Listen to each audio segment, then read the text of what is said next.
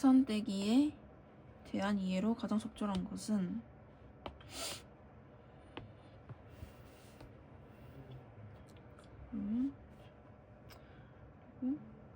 A의 기능에 대해서 가장 적절한 것은 새로운 사건 시작을 활성을 기감을 해서 사건을 진행시킨다. 내적 갈등을 구성한다. 기억 미흡적 성격이 다른 것은 서술자는 자신의 시각에서 이야기를 직접 서술하거나 인물의 시각에서 인물의 경험과 인식을 반영하여 서술한다.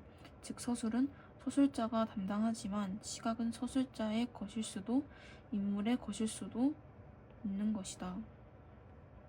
보기를 참고하여 윗글의 소재를 대비했을 때 적절하지 않은 것. 화산대기는 시골과 도시, 자연과 문명 세계라는 이질적인 공간에서 영이 되는 삶의 양식을 대비한 작품이다.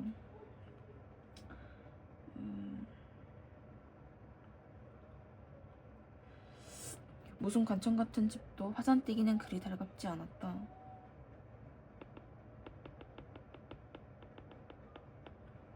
아들을 만난 반가움보다도 수세미처럼 엉클이는 심사를 주체할 수 없었다.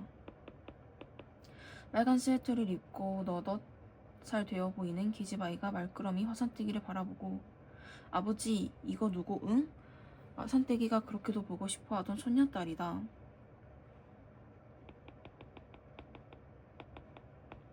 할매다. 우리 할매? 응. 아들은 맥없는 대답을 하면서 헌 고무실 한 켤레를 내었다. 화산대기는 걸레로 터실터실 분 발 뒤꿈치 더덕이로 훔치면서 그렇게 나고는 처음 보니 하는데 아들은 손끝에 집세기를 걸고 나가 쓰레기통에다 던져버렸다. 고무신이 대견찮은 것은 아니다. 그러나 길 걷는데 집세기가 고작인데 하니 아직 날도 안 드러난 집세기가 화산대기는 못내 아까웠다. 다다미 방도 어색했지만 눈이 부시도록 번들거리는 으롱이 2개나 놓였고 그 옆에는 앉은 키만 한 경대도 놓였다. 벽에는 풀기 없는 무색 옷들이 쭈르르 걸렸다. 모든 것이 낯선 것들이었다. 모든 것이 손도 못 댈 것 같고 주저스럽고 조심스럽기만 했다. 우선 어디가 구들목이며 어디 어떻게 앉아야 할지 마치 종이 상전방에 불려온 것처럼 앉을 자리부터가 만만치 못했다.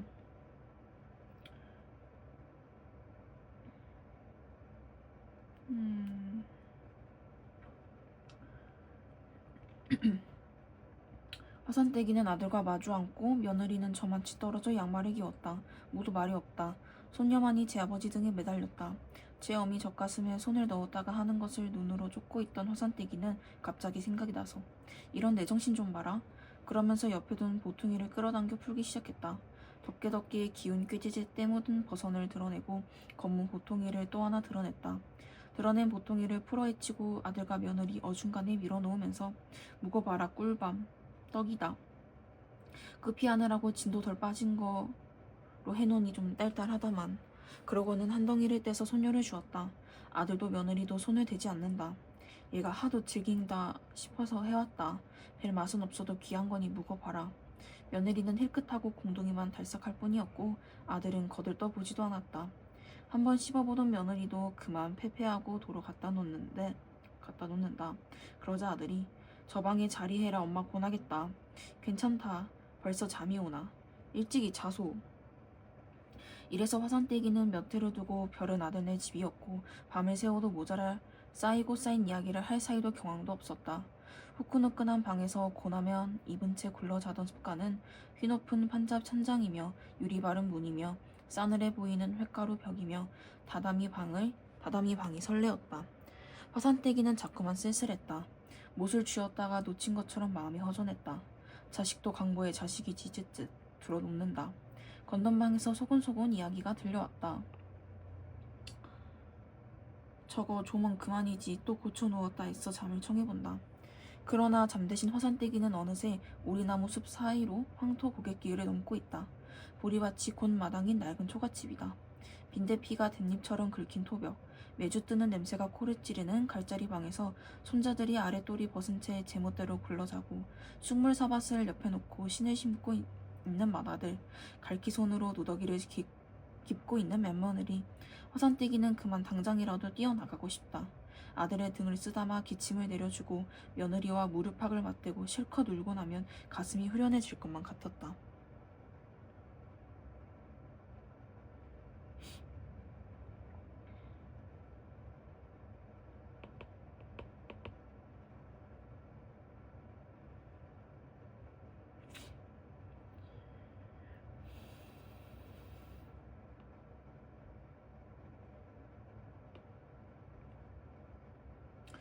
현재 선호가 대비되는 정밀도의 네트워크가 있다고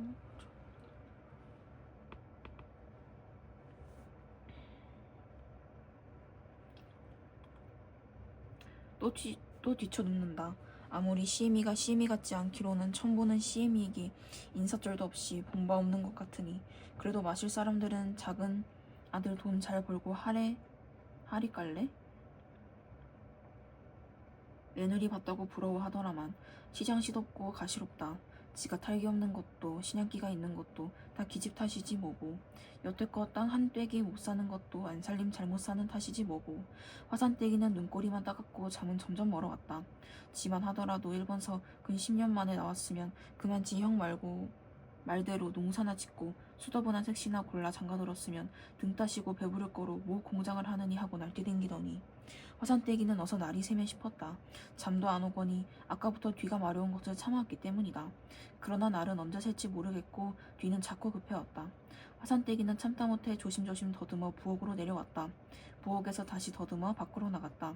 비는 그쳤고 갈라진 구름 사이로 별이 보였다. 뒷간이 있음직한 곳을 이리저리 찾았으나 없었다. 집을 2바퀴나 돌았으나 뒷간은 역시 없었다. 대체 적산집 뒷간이 밖에 있을 리가 없다.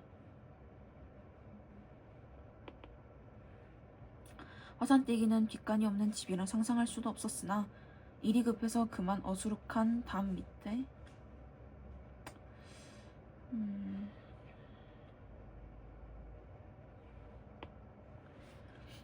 문살만 화나면 나와서 기본 자리를 챙기라 맘먹고 나왔다. 화산떼기는 소스라쳐 일어났다. 날이 활짝 샜다. 아들 내외가 깰까 싶어 조심조심 밖으로 나왔다. 뒤본 자리는 경고롭게도 돌가루로 마련된 수채였다.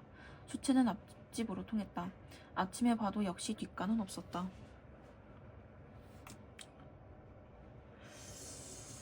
순도